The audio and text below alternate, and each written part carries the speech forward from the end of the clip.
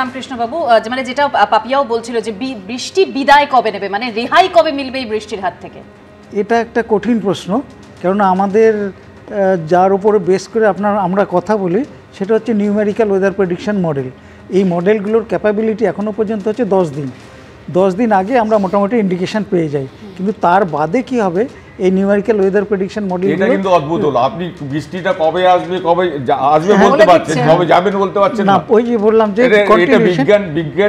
বিজ্ঞানের একটা লিমিটেশন আছে, বিজ্ঞানের একটা লিমিটেশন আছে, সেই লিমিটেশনটা হচ্ছে 10 দিন এখনও পর্যন্ত। কেননা আমরা টেকনোলজিক্যালি অত ডেভেলপড হয়নি, মানে সারা পৃথিবী হয়নি যে সুপার কম্পিউটিংয়ের পাওয়ার এখন 10 দিন পর্যন্তই পারছে, এর বাইরে বলতে পারছি না। সুতরাং এই পুজোটাই 10 দিনের মধ্যেই থাকছে, সেই কারণে কিছুটা হলেও আমরা বলতে পারছি। প্রকৃতির ওপর তো কারোর হাত নেই, সুতরাং আবহাওয়াবিদরা তারা পূর্বাভাস করতে পারেন, তারা বলে দিতে পারেন, সতর্ক করে দিচ্ছেন তারা প্রতি মুহূর্তে।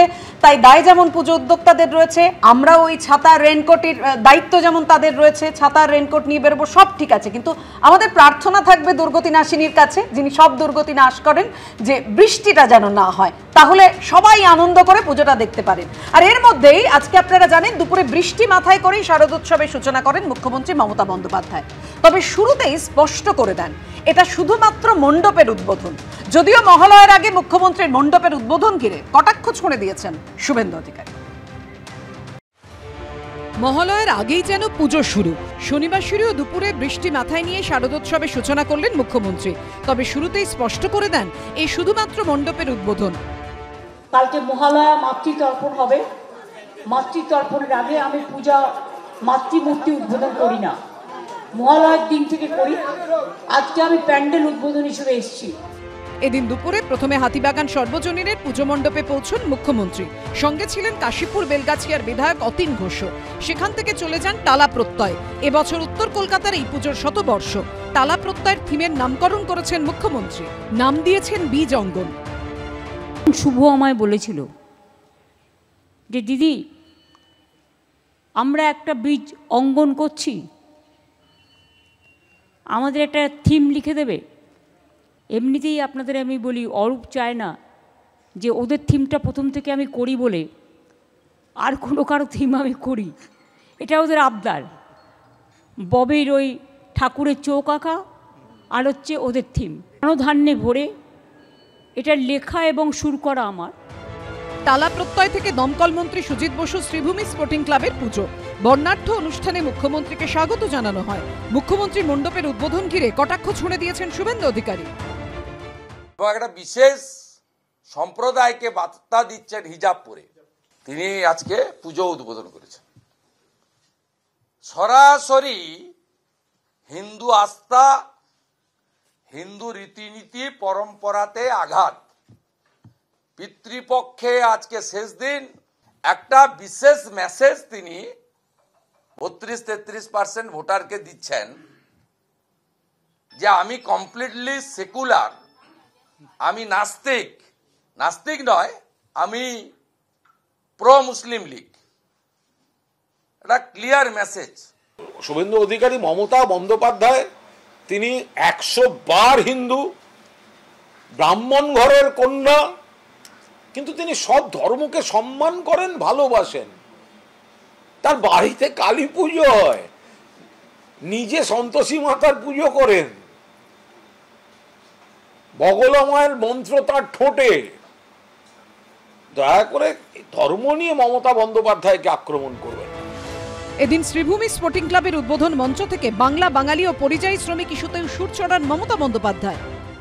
বাংলা ভাষায় কথা বললে তার উপর অত্যাচার করতে হবে, এটাই আমি একমত নই। আবার 22 লক্ষ আমার বাইরে কাজ করে, কিন্তু সেরকম এখানেও কিন্তু মনে রাখবেন 1.5 crore 1.5 crores they are working in Bengal. I am very happy. আমাদের একসাথে বাঁচতে হবে।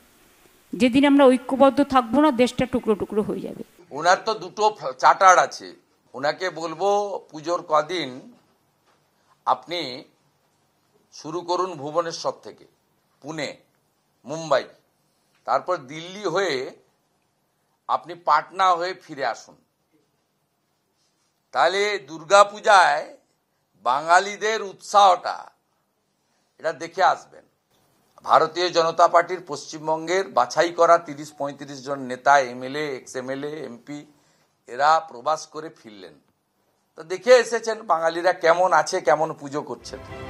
এদিন মুখ্যমন্ত্রী জানান আগামী কয়েকদিনে তিনি নিজে উপস্থিত থেকে অথবা ভার্চুয়ালি 3000 পুজোর উদ্বোধন করবেন। উজ্জ্বল মুখোপাধ্যায়, ময়ূর ঠাকুর চক্রবর্তী ও জয়ন্ত পালের রিপোর্ট, এবিপি আনন্দ। পুজোর আগে রাস্তার অবস্থা দেখতে বেরিয়ে সাধারণ মানুষের প্রশ্নের মুখে পড়লেন কলকাতা পুরসভার মেয়র ফিরহাদ হাকিম। রাস্তার বেহাল দশার অভিযোগ তুলে তার সামনেই সরব হলেন এক মহিলা। প্রশ্নের মুখে পাল্টা উত্তর দিলেন মেয়রও। আর এই প্রেক্ষাপটেই তৃণমূলের বিরুদ্ধে সরব হয়েছে বিজেপি।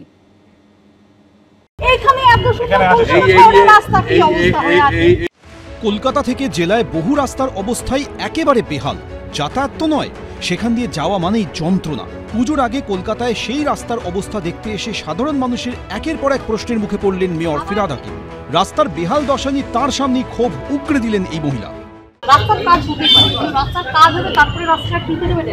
পুজোর সময় এই যে পিচ হয়েছে আমাদের 114 নম্বর ওয়ার্ডে পিচ হয়ে যাবে, আবার এই ধরুন 1 মাস 2 মাস পরে যে খারাপ হবে, আবার সামনে বছর পুজোর সময় পিচ হবে। এইটা একটু খেয়াল করুন, কারণ আমরা এবার যেটা করছি সেটা এভিডেন্সিটি ট্রেন আছে, রাস্তাগুলো খারাপ হয়ে যাচ্ছে বারবার জলের জন্য। আমরা এবার যেসব জায়গায় এরকম সমস্যা আছে আমরা পেপার বসিয়ে কলকাতার বাইরে অবস্থা, যেমন ধরুন বাঁকুড়া যাই, পুরুলিয়া যাই, ঝাড়গ্রাম যাই, যেখানে যাই রাস্তা খুব সুন্দর। ওখানেও কিন্তু তার কারণ কি ওখানে ড্রেন নেই, জল নেই, ইলেকট্রিক সাপ্লাই নেই। কলকাতার মেয়রের সামনে কলকাতার রাস্তা নিয়ে তীব্র অসন্তোষ ঝরে পড়ল এই কলকাতাবাসীর গলায়। এইখানে এত সুন্দর রাস্তা, কি অবস্থা হয়ে আছে এই যে রাস্তার মধ্যে আজ ফুটছে টেলিফোন। স্যার একটু দেখুন, কলকাতা একটা শহর, এতদিনের ঐতিহ্যবাহী শহর, এটা আমাদের এরভাবেই চালাতে হবে দিদি, কারণ এত ইউটিলিটি নাই, আনপ্ল্যান্ড। সাধারণ মানুষের এই ক্ষোভকে হাতিয়ার করেছে বিজেপি। মেয়র উত্তর দেননি, কারণ মেয়র তো পরিস্থিতিটা জানেন। মেয়র হয়তো আস্তে করে বলে দিয়েছেন কার্নিভালে থাকবেন। আমি মানুষের ফিডব্যাক নিতে চাই, সেই জন্য যারা এখানেও যদি কেউ কথা বলতে আসে আমি ওয়েলকাম করি। আর আমি টক টু মেয়রে বসেও থাকি সেই কারণে, যাতে নাগরিকের সরাসরি আমি কমপ্লেন নিতে পারি এবং সেটা সুরাহ করতে পারি। এটা আমার মনে হয় এটা ওয়েলকাম করা উচিত। তার কারণ নাগরিকের জন্যই কলকাতা, সুতরাং যাদের সেবা করব তাদের যদি কমপ্লেনটাই না পাই তাহলে সেবাটা কি করব। শুক্রবার ইএম বাইপাস, বেলেঘাটা মোড়, সিআইটি মোড় সহ বিভিন্ন জায়গা পরিদর্শন করেন মেয়র ফিরহাদ হাকিম। পার্থপ্রতিম ঘোষ, অনির্বাণ বিশ্বাস, শিবাশিস মৌলিক, এবিপি আনন্দ।